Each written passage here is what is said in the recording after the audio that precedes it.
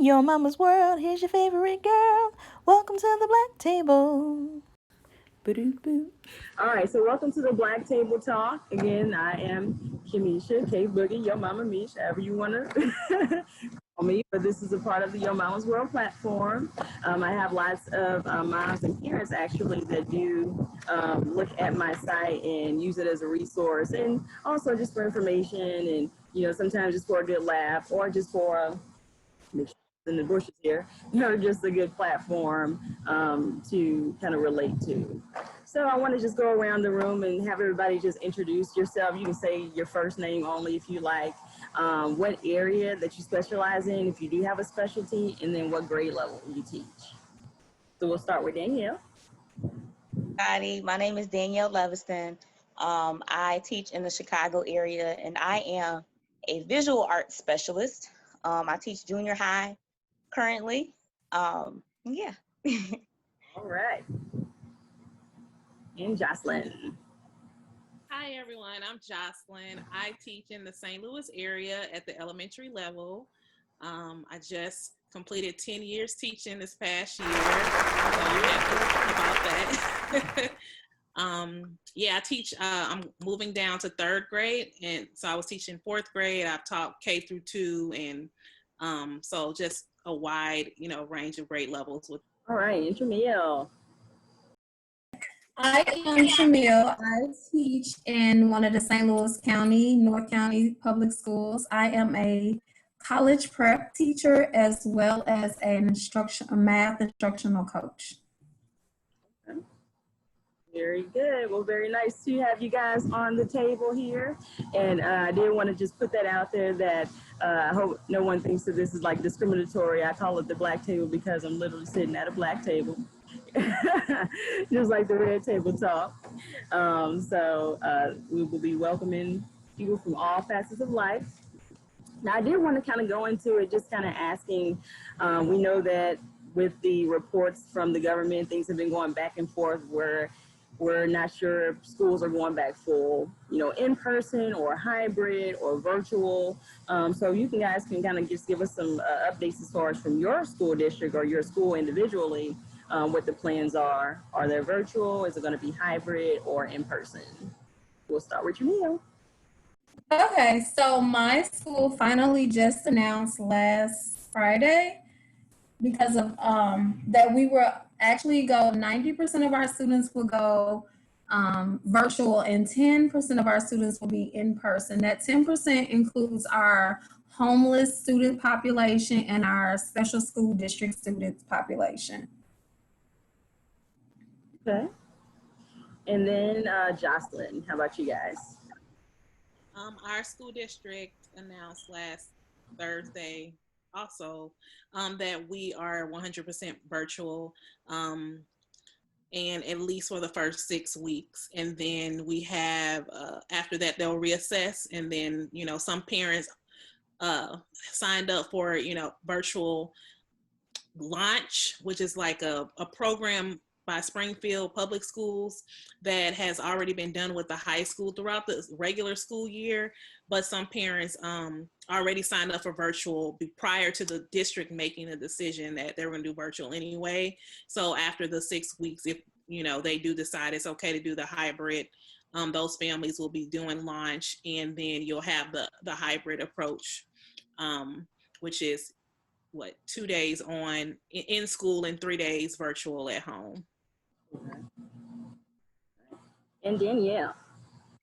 So my district, we had an announcement maybe 2 weeks ago, I want to say, that we would be going into straight into the hybrid model. And this was prior to receiving parent feedback. So as of last week, we ended up receiving parent feedback. And I don't know how this breaks down from building to building. There are 7 buildings in our district. But we currently, the last update I heard, about 70% of students or parents chose to keep their children home to go straight virtual for the first quarter. And then about 30% want to place them straight into the hybrid model.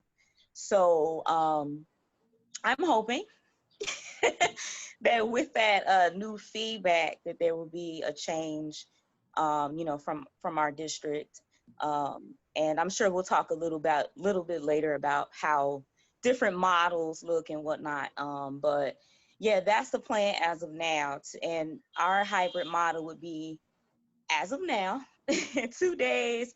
A group A would come Monday and Wednesday, and then group B would be like Tuesday and Thursday. And that would be class of 20 students, 10 kids maybe. But looking at the numbers, it doesn't even look like that much. So, and then Fridays will be everyone virtual. Okay. Wow, so we have some variety on the table here. I'll say as far as from California, we've switched a number of times. So initially, they're probably want to say early July, they established that we were going to go with the hybrid model. So the kids were going to go Tuesday through Friday, with there being two groups, kind of what Danielle talked about as far as a group that went in the morning and a group that went in the afternoon. Now that poses a concern as far as, well, I have like 3 elementary school kids, so do all of them get to go in the morning, or are we rotating? And then the following week, of course, with California shutting back down, we switched to all virtual. So school is supposed to start next Monday, August the 10th.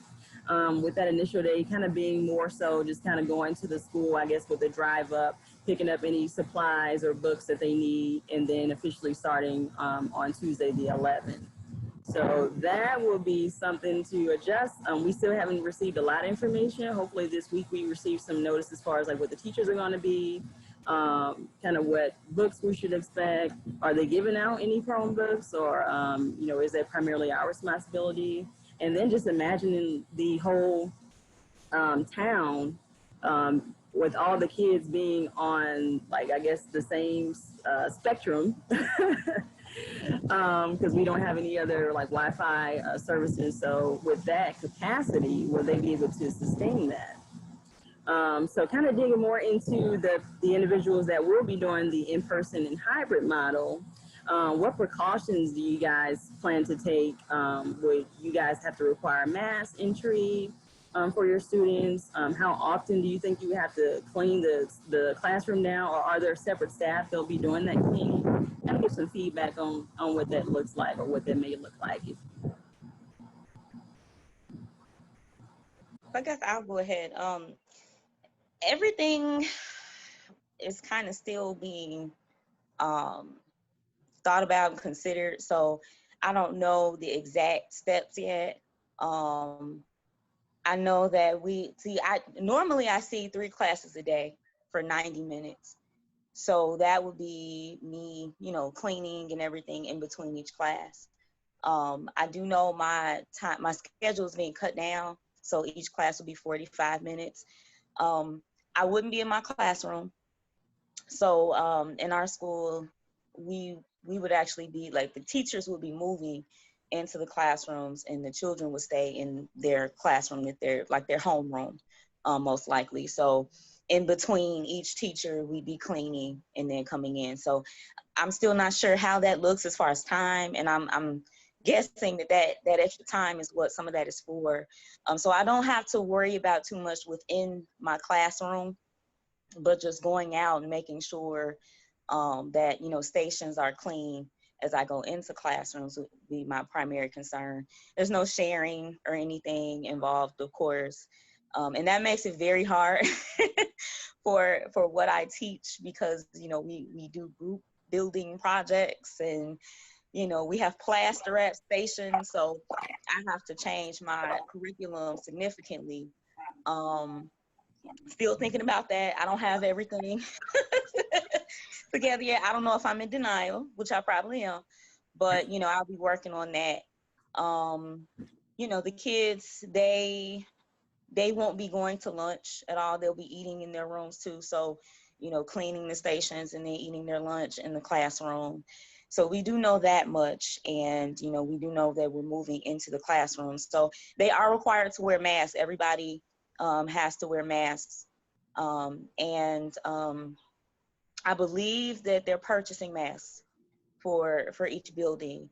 And Wow. just going back to technology, the district has also, the board approved Chromebooks for everyone. So, at least that'll be there. Is if I need to go out digital, they'll be one-to-one, so they'll have that technology there. So. Okay. Wow. So it seems like you guys have at least a start to the school year and the plan kind of rolling together, and it'll probably be kind of as we go to this and work out any kinks, which I'm thinking. As far as from a virtual perspective, Jocelyn and Tramiel, how do you guys plan to adapt to this change and keeping the students engaged and still making learning fun? What kind of ideas do you guys have? Well, this summer I did teach a 4-week summer class, just so we can kind of see what works and what don't work for our students. But my students are kind of different. I teach college prep students. So our students, which is an accelerated, they're in 6th grade and they take 6th, 7th, and 8th grade math all at one time. So my students are a little different. They're a little bit more willing to come online and do the work. But I also did teach a general ed 6th grade class, and I did see less attendance there. So it's going to be, one of the biggest complaints is that parents are not that knowledgeable about Google Classroom or other platforms that different schools use. So I think it's very important moving forward is that we have more parent meetings involved. Okay. Yeah. Definitely can agree with that. Jocelyn, how about you guys? So the spring was very difficult. It was a learning curve for everyone, for students, for parents, for the school, for teachers. And so I know that within my district, we had a lot of opportunities to, lead and attend PD professional development online with using the different platforms. And so some of the feedback that the superintendent just shared with us actually today that they received from families is that it wasn't consistent from class to class or from, grade level to grade level or from building to building. And so we're actually going to be, I think the whole district is using Google Classroom because some people were using Seesaw. Some people may have been using Schoology or some of those other websites or platforms. And so that was too much for parents, especially if you have multiple children. But again, this is a learning process for all of us. None of us have done this. So I'm still learning. We're still learning. I consider myself very good, at using technology and integrating it, even before the pandemic. So I just think that we all need to give each other grace. We need to give ourselves grace, and especially the students. And so I don't actually know, how it will be because you can't control factors that go on in everyone's home, right? So you have your students who will always show up, or their parents will always be able to make them show up and participate in live classes, but you have those who can't because they have other obligations or, just other things going on with their home life.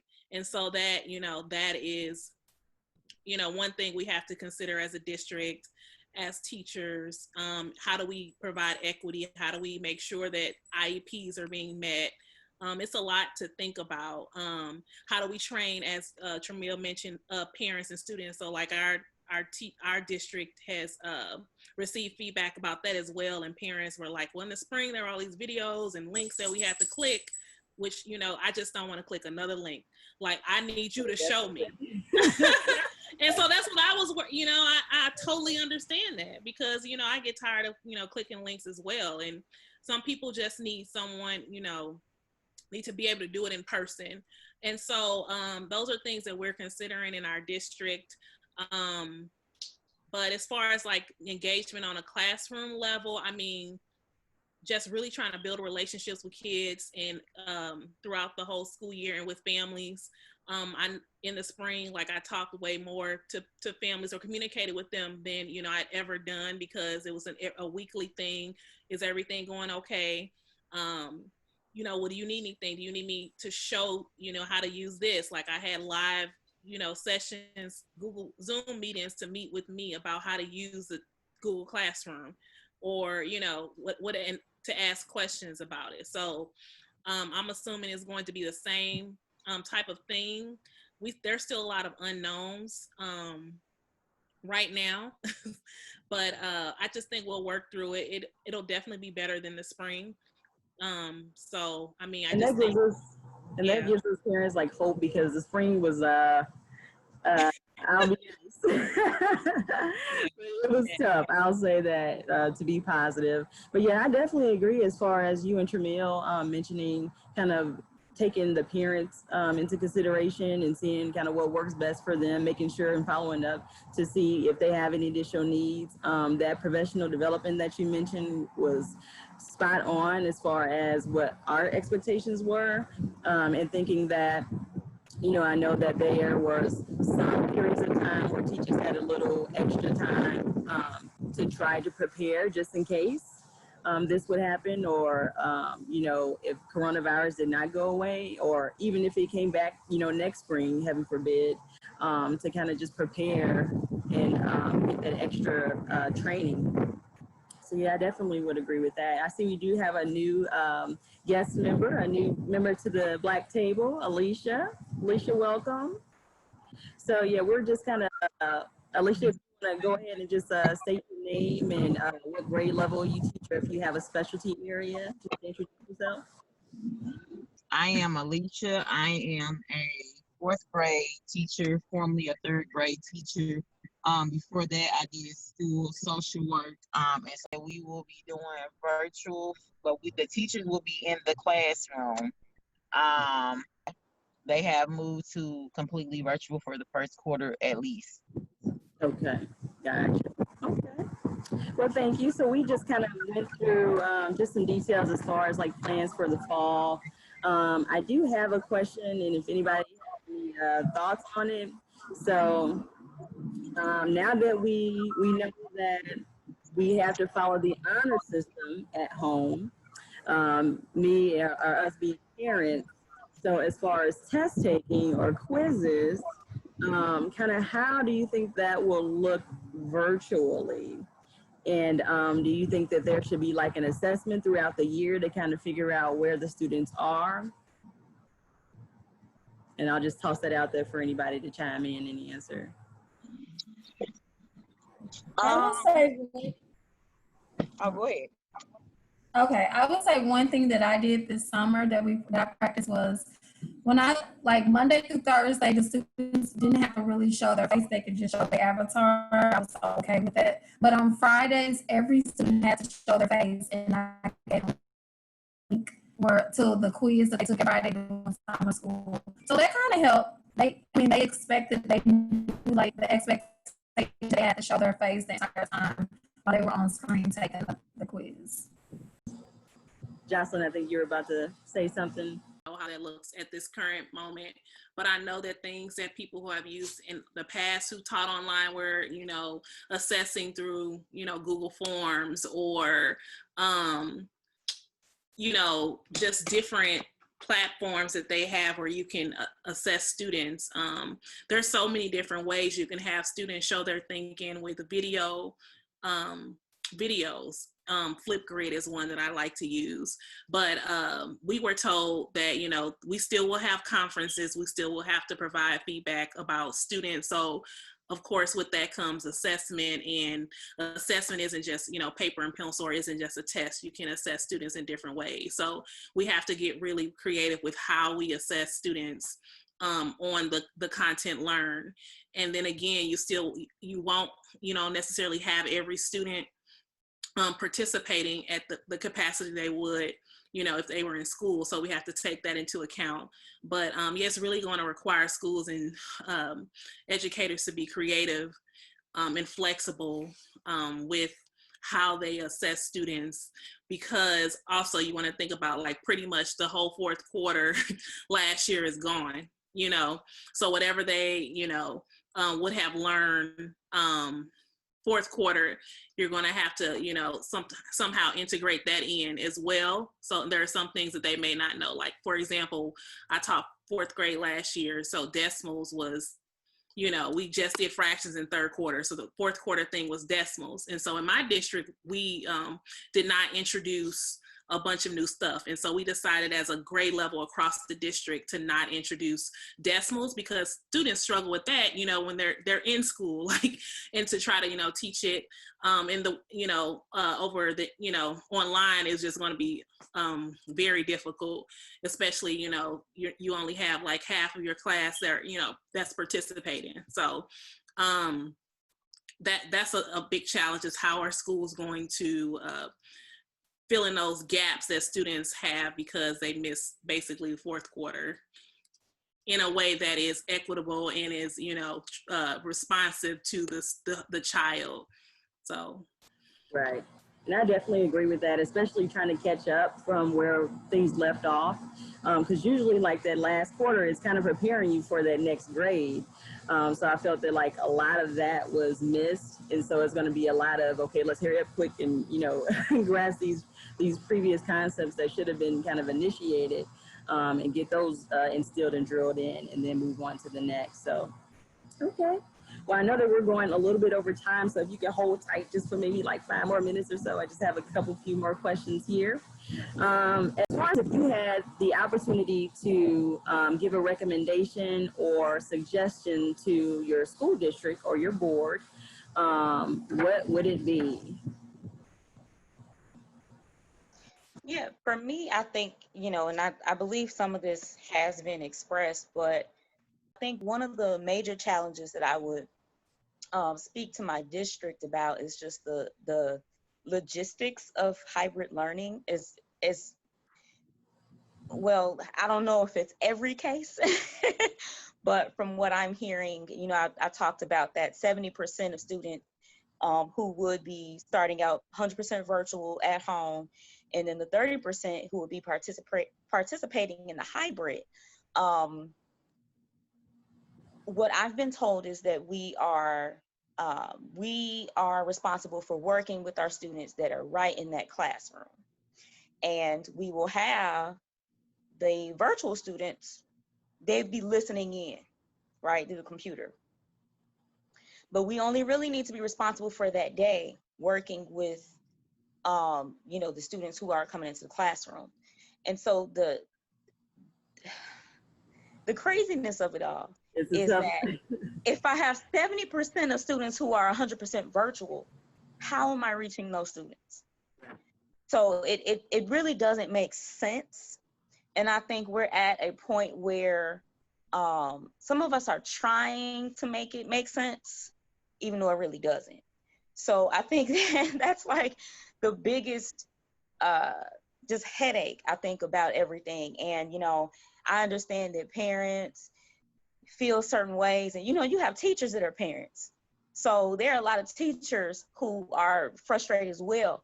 But on our end, there are a lot of frustrations where we're just like, this doesn't make sense. So trying to speak to our district, speak to other teachers, like, hey, have you really thought about this?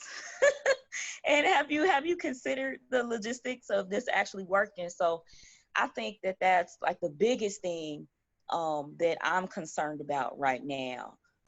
I would just say listen to, I feel like my district has done a great job with listening to all parties, like teachers and parents. I really feel happy, about that. But I would just say continue to listen, and also, just the logistics with how we're going to reach, like when we do hybrid, or if that happens, how that will work out. They gave us some details about it, because originally we would have been hybrid.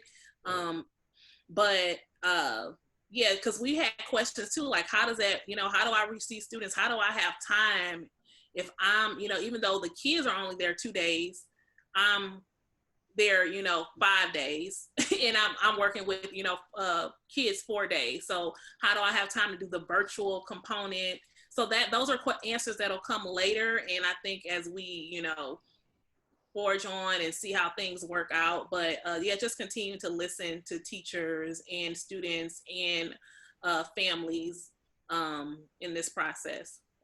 Okay. Very valid. And Alicia, how about yourself? say definitely be consistent, but also be flexible. That's what I found worked with the kids that I had this past semester is demanding those same expectations as when we're in the classroom. I think we forget that not everyone from our generation is tech savvy. So just being patient, being flexible, being consistent. Um, I think like trying to maintain a norm. Like I know in my class we did morning meetings where it was just like a some type of question. Like they look forward to those meetings to where my students came every time because they wanted to do that morning meeting and answer the question for the day. Yes. You can just send me like what your thoughts are as far as kind of thinking and considering the circumstances of being virtual and how that may impact individuals or students with those special needs and parents of those students. I think that will help a lot. I am involved in the What to Expect community app.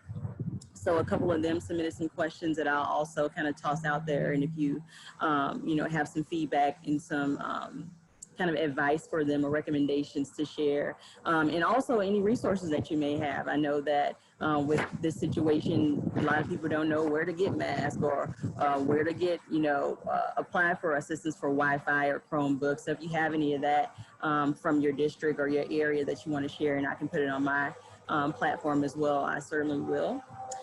In closing, I would like to just ask if everybody can give maybe like a 15-second spiel answering or sending a special message to the students, to the parents, and to your fellow teachers. Any words of motivation or any tips that you want to share in 15 seconds. I'm going to start with Jocelyn. I had some families or some parents that felt like they were just not doing the best with helping their student adjust with distance learning in the spring. And, so teachers felt the same way and students felt the same way. So again, I said this earlier, but just give yourself grace. We have to be okay with being uncomfortable with this, but, realizing we're all learning. And I think if districts, again, and I would say this to, boards of education or, people at the state level, don't expect, students to perform at the same level that they perform when, we had in-person school. I mean, there's a pandemic going on, while there's trauma, people have lost people, teachers, families. And so, and they, this is like almost trauma, and you're bombarded with, news, the news about, deaths and all of this stuff. So all of this, we're taking all of this in, and that affects with how we perform, how we communicate, and whether or not we can stay, focused just on, school and, learning and teaching. So I just give yourself grace and, try mental health strategies to make sure you are of sound mind and at peace. So. All right, very good. Alicia. Okay. I would say you can only fail if you don't try. I tell my parents and students that the entire time. And lean on each other for support. Thank you, Alicia. And close us out, Danielle. That's a lot of pressure. No, well, I think, just going back to what Jocelyn said, we're in a pandemic. That's been like my tagline this whole time. Like, but we're in a pandemic. So we can't expect our students to perform like they were doing in the fall last year. We can't have that same expectations as parents or as school districts. So I just think it takes everyone kind of changing their mindsets and remembering what we're dealing with right now while we're grading, when we're talking to our students, when we're a frustrated parent trying to work with them, when we're a teacher trying to design lessons.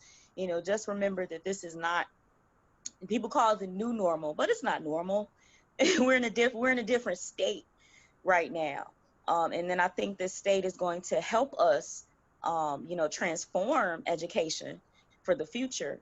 But, we have to work with the state that we're in currently. So just, as Jocelyn was saying, give yourself grace, give other people grace, because we're dealing with something different right now. I greatly appreciate all of you. I'm sorry that we lost Tramil, but I'll be sure to touch base with her to kind of get her closing thoughts. But thank you guys so much for being a part of this Black Table experience. Hopefully I have another session or kind of like a part 2 to kind of see how like mid-year things are going or have things evolved or any recommendations or tips kind of midway. And as far as anybody that's watching this, God bless you. I'm going to say a special prayer to all of the teachers out there because I know that this is totally different from what you're used to. I know that some teachers have done online, but just kind of this whole presence and having the students fully dedicated to this virtual or hybrid decision and change is definitely something that's unique, and it does take some adapting on everybody's part. So just bear with everyone. There will be some frustrating times, but we will all get through it. And then I just want to thank all of the students, because I know that it's been tough for them as well. And they're like, huh, what, when? And so I just kind of pray for them. I pray for them academically. I pray for their mental state. I pray that they have the support at home, because I know that some homes don't. So I hope that even with those external resources that they kind of reach out to them and acknowledge them, and hopefully no student is kind of left behind or kind of hidden in the shadows. We can pull everybody up with each other. So, all right, well, God bless you all. Thank you. And everybody out there, be safe, wear your mask, wash your hands, don't touch your face, social distance, and take good care. Love you guys. Bye-bye.